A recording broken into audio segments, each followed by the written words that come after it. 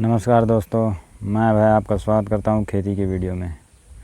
तो किसान भाइयों, जैसा कि इस समय हमारे धान के नर्सरी और ट्रांसप्लांटिंग का समय चल रहा है, तो आज हम धान की नर्सरी, एक अच्छी नर्सरी कैसे तैयार करें, आज उसी के बारे में चर्चा करेंगे। तो हम नर्सरी दो तरह से तैयार करते हैं। एक सामान्य विधि में हम एक खेत के कोने पे कहीं भी छोटी जगह पे धान को बुवाई कर देते हैं, लेकिन एक दूसरा अगर हम आधुनिक तरीका देखें जिसमें कि हम नर्सरी को एक बेड बनाकर किस तरह से एक अच्छी तरीके से उनका नर्सरी प्रिपेयर कर सकते हैं, जिसमें जड़ों का विकास अच्छा हो, पौधे हमारे स्वस्थ रहें। तो किसान भाइयों, ये देख रहे हैं हमारे सामने हमने ये बेड में धान की नर्सरी तैयार की हुई है। तो इसके लिए आपको लगभग ज़मीन से 1 फीट ऊंचाई और चौड़ाई का लगभग 1 मीटर आप इसकी चौड़ाई रख सकते हैं। इतना करके आप इसके ऊपर दो तरीके से, एक आप इस नर्सरी में देखेंगे जिसमें हमने डायरेक्ट धान को इस छिड़क दिया था, वो ब्रॉडकास्टिंग मेथड जिसको अर्थात छिटकावे तरह से।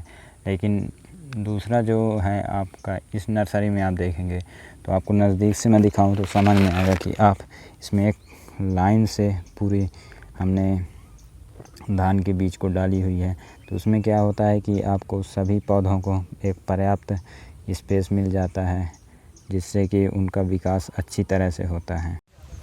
किसान भाइयों, तो इस तरह से अगर हम बेड पे अपनी नर्सरी तैयार कर रहे हैं तो इसके हमको 2-3 फ़ायदे मिलते हैं, जिससे हमारे धान की उत्पादन ज़्यादा होती है। पहले इनमें जड़ों का विकास अच्छी तरह होता है, और दूसरा जब हम ट्रांसप्लांटिंग के लिए पौध को उखाड़ते हैं तो उस वक्त इनके जड़ों को किसी तरह की क्षति नहीं होती है, ये बड़े ही आसानी से उखड़ जाते हैं।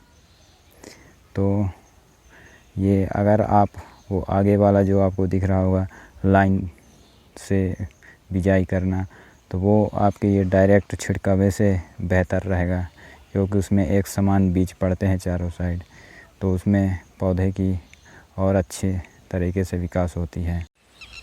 तो किसान भाइयों, आप अब ये देखिए, जो ये हमने नर्सरी तैयार की हुई है अपने धान की, तो ये सामान्य विधि से दी हुई नर्सरी है, जिसमें कि हमने बेड वगैरह नहीं बनाया हुआ है। इसको हमने मचा के और बस बो दिया था यूँ ही। तो आप किस तरह की नर्सरी तैयार करते हैं, ये आप कमेंट सेक्शन में अवश्य बताएं। और इन दोनों नर्सरी से आपको बेहतर कौन सा समझ में आता है, क्योंकि इस तरह की नर्सरी में तो आगे एक समस्या ये अवश्य आती है कि इनके जैसे हम ट्रांसप्लांटिंग के लिए इनके पौधे को जब उखाड़ते हैं तो उनसे जड़ों का बहुत ज़्यादा नुकसान होता है, और ये समस्या तो अवश्य आती है इसमें।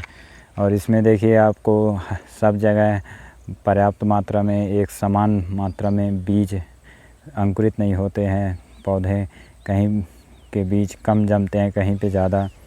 तो ये भी एक समस्या आती है इस तरह की नर्सरी देने में। तो आपके हिसाब से कौन सा नर्सरी धान का बेहतर होता है, ये आप कमेंट सेक्शन में बताएं। और ये दोनों का हमने कंपेयर किया, एक सामान्य विधि से जो नर्सरी दी जाती थी, और दूसरा जो आधुनिक तरीके से बेड प्रिपरेशन करके दी जाती है। तो ये वीडियो आपको कैसी लगी कमेंट सेक्शन में अवश्य बताएं, और हमारे चैनल पर नए हैं तो सब्सक्राइब करें। धन्यवाद।